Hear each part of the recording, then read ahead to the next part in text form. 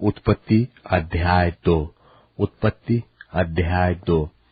यो आकाश और पृथ्वी और उनकी सारी सेना का बनाना समाप्त हो गया, और परमेश्वर ने अपना काम जिसे वह करता था 7वें दिन समाप्त किया, और उसने अपने किए हुए सारे काम से 7वें दिन विश्राम किया।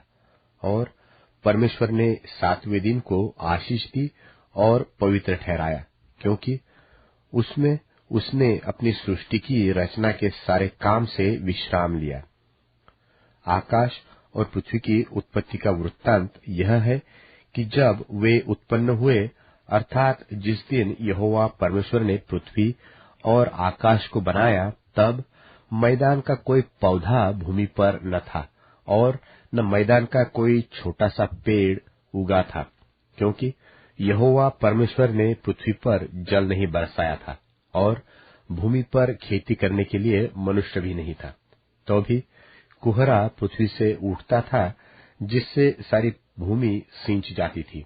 और यहोवा परमेश्वर ने आदम को भूमि की मिट्टी से रचा, और उसके नथनों में जीवन का श्वास फूंक दिया, और आदम जीवता प्राणी बन गया।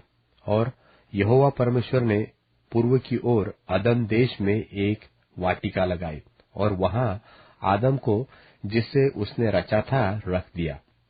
और यहोवा परमेश्वर ने भूमि से सब भांति भांति के वृक्ष जो देखने में मनोहर और जिनके फल खाने में अच्छे हैं, उगाए, और वाटिका के बीच में जीवन के वृक्ष को और भले या बुरे के ज्ञान के वृक्ष को भी लगाया। और उस वाटिका को सींचने के लिए एक महानदी अदन से निकली, और वहां से आगे बहकर 4 धारा में हो गई। पहली धारा का नाम पिशोन है। यह वही है जो हवीला नाम के सारे देश को, जहां सोना मिलता है, घेरे हुए है।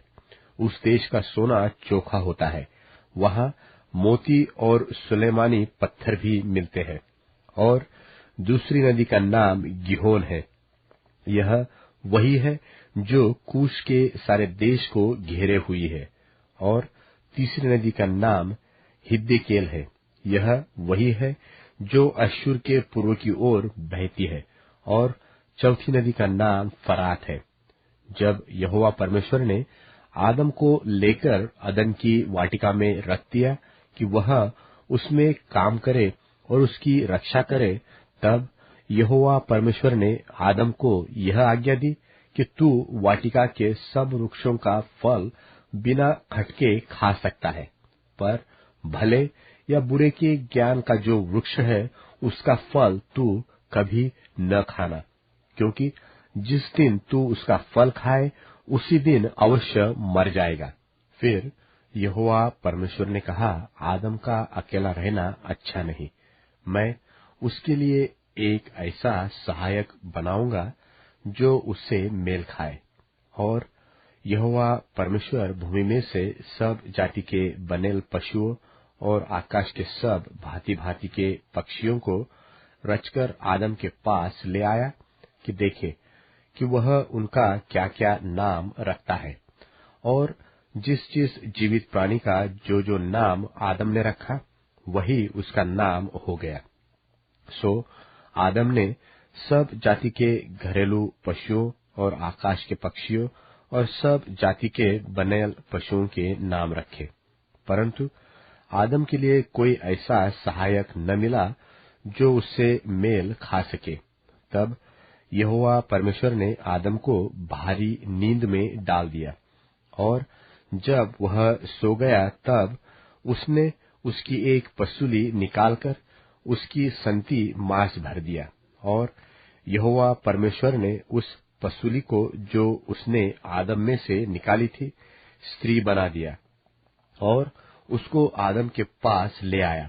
और आदम ने कहा, अब यह मेरी हड्डियों में की हड्डी और मेरे मांस में का मांस है, सो इसका नाम नारी होगा, क्योंकि यह नर में से निकाली गई है।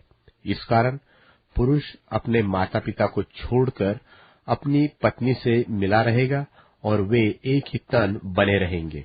और आदम और उसकी पत्नी दोनों नंगे थे, पर लजाते न थे।